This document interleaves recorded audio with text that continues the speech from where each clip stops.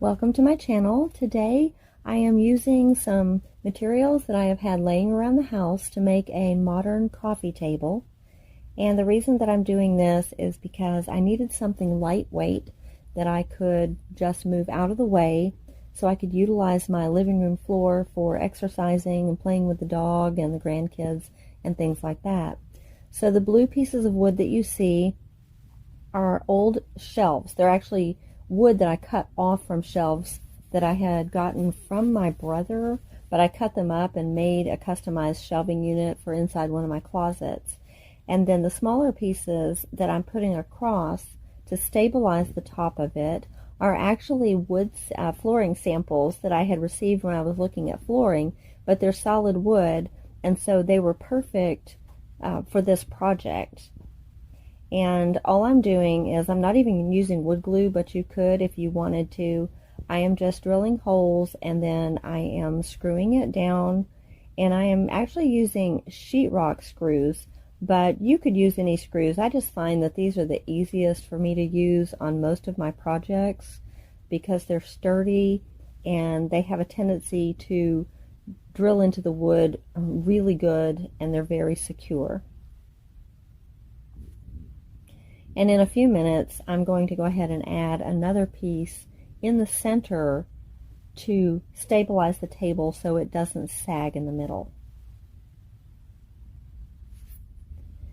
Now I'm just vacuuming up my mess and adding that piece in the middle, because there's nothing worse than a sagging coffee table.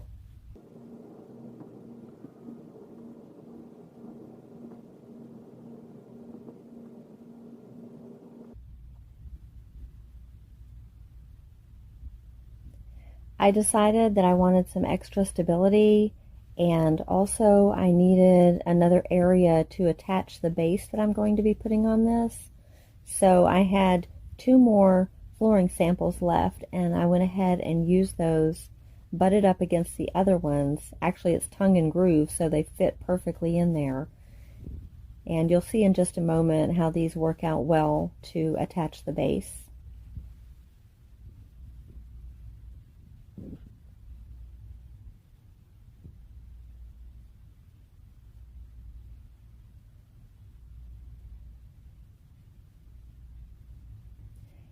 This base right here, if you stand it up on end, was a table that you would slide up underneath the edge of your couch or your sofa or your bed, and then it had a piece of wood on the other end, which was the top, and so it was a little table. But I had actually taken the wood off and used it as an art piece in my bedroom a while back, and had put this in my closet just in case I needed to use it for something one day, and today is one day. You'll also see that I am measuring to make sure that it's center, so I measured from all four sides of the tabletop. And now I'm just using some blue painter's tape just to tape it down to make sure that it doesn't slip around for whenever I drill my holes and put my screws in.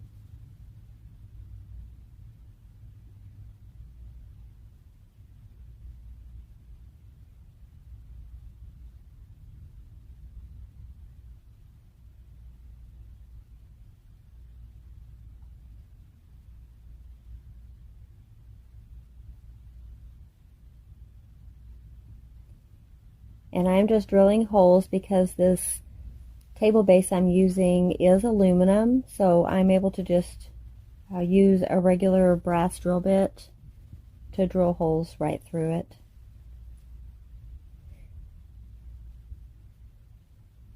You'll notice here that the drill seems a little bit wobbly, and I was having a little trouble, and that is because I did not get it torqued down good enough. So make sure that when you put a drill bit in, that your drill is really tight so it doesn't move around.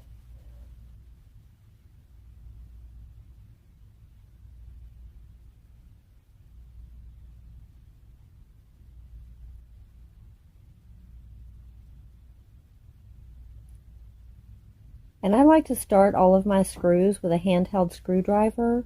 It just makes it easier for me to go in and use my drill while the screw is already stabilized.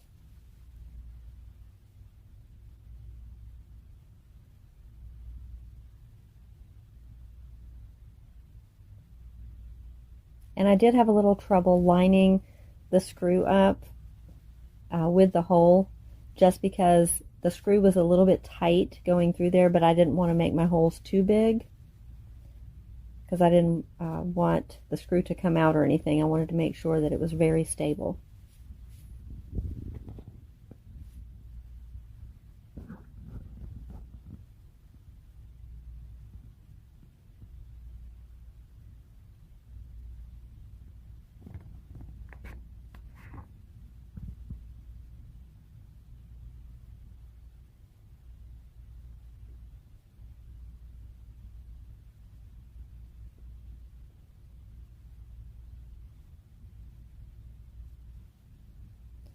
Now all the screws are in, and I am turning the table upright, and this is what it looks like.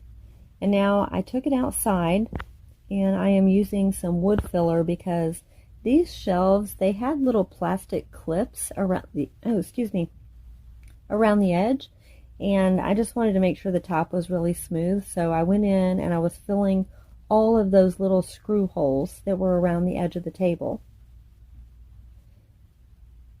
And you can just use whatever wood filler that you like. This one that I'm using, it's some sort of a plastic wood filler. It's not really my favorite, but I will say it works and it dries really fast. But it's very stinky. I would not advise using it indoors. It's very strong. And then I'm just sanding over that. I also went ahead and not only did I sand the holes that I filled, but I also sanded around the entire edge of the table. I don't have a sander right now, an electric sander, so I had to do this by hand, but I got the job done. And now, even though there's just a thin coat of primer on this wood already, since I'm going to be painting the table black, I wanted to make sure that I didn't have to do 4 coats. And I had a small can, just a sample can of some gray exterior paint with primer. So I'm just using that as my base coat before I paint my black on. And that way I'll only have to do 2 coats of the black.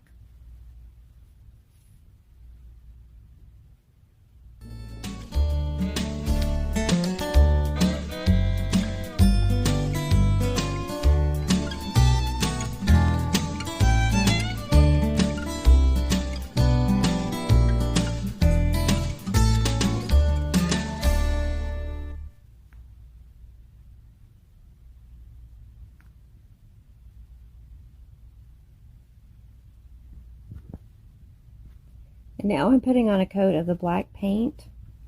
I don't show putting on 2 coats, but I did do 2 coats.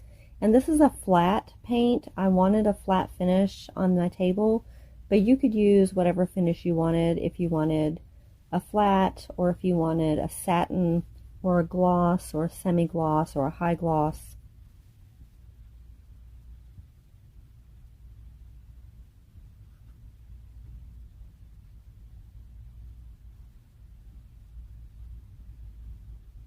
You can also roll your black paint if you want. I just wanted to use a brush because I had a new brush, and I wanted to make sure that the table had maybe a little bit more of a wood grain look to it whenever it was completely finished.